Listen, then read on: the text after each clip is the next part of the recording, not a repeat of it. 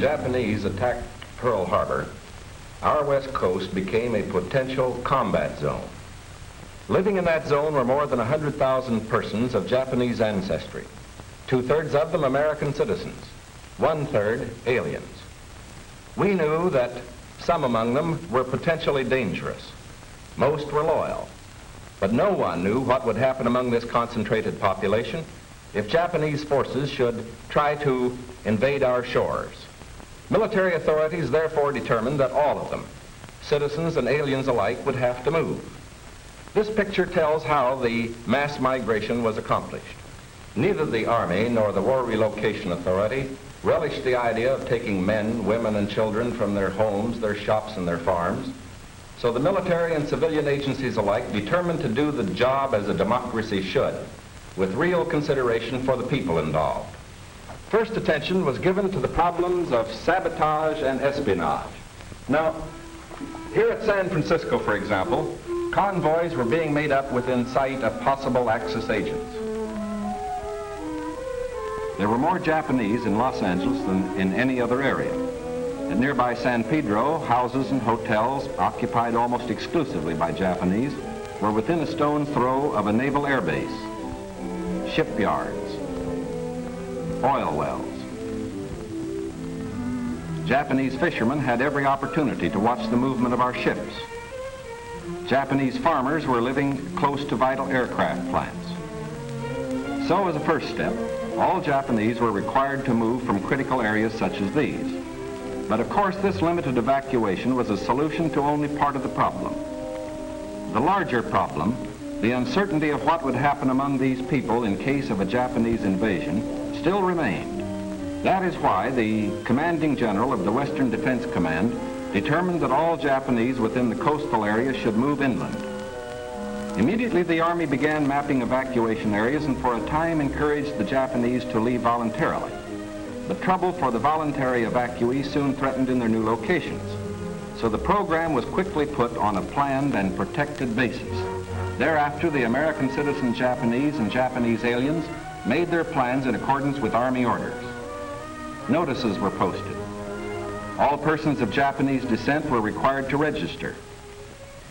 They gathered in their own churches and schools, and the Japanese themselves cheerfully handled the enormous paperwork involved in the migration.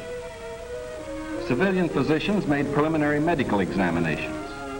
Government agencies helped in 100 ways.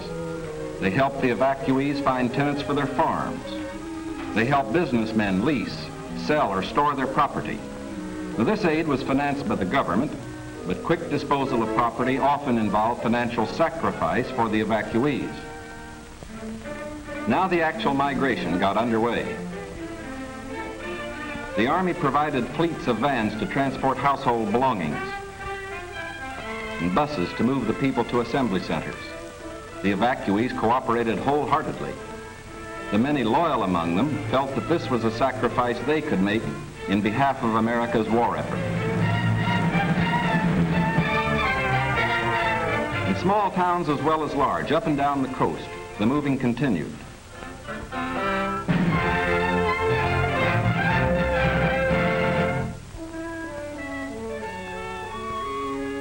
Behind them, they left shops and homes they had occupied for many years.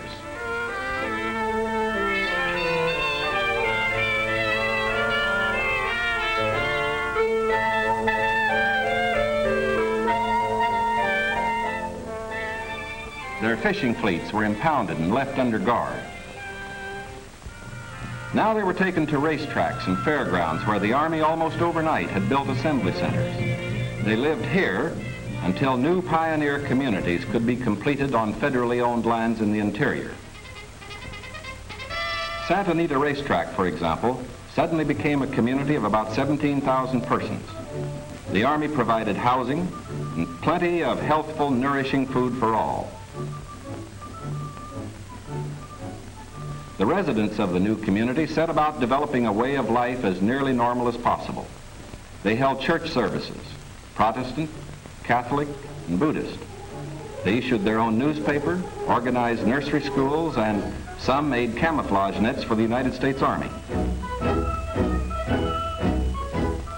Meanwhile, in Arizona, Utah, Colorado, Wyoming, and elsewhere, quarters were being built where they would have an opportunity to work and more space in which to live.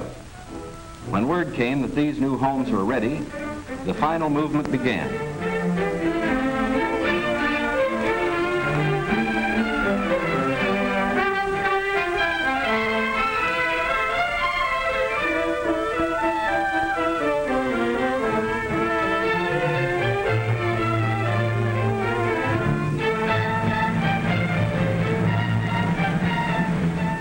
At each relocation center, evacuees were met by an advance contingent of Japanese who had arrived some days earlier and who now acted as guides.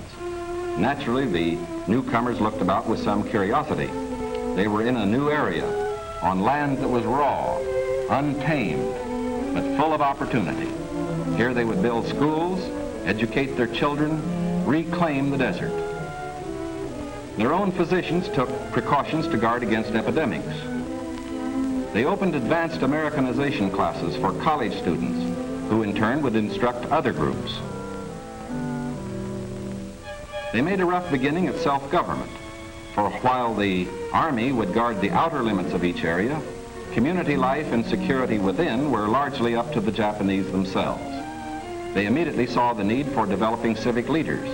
At weekly community meetings, citations were given to the block leaders who had worked most diligently.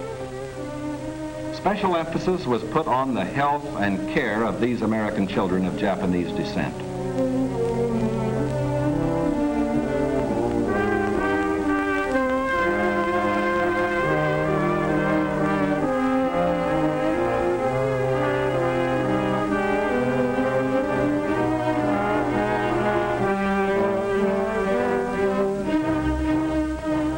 Their parents, most of whom are American citizens, and their grandparents, who are aliens, immediately wanted to go to work.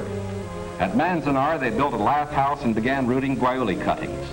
The plants, when mature, will add to our rubber supply.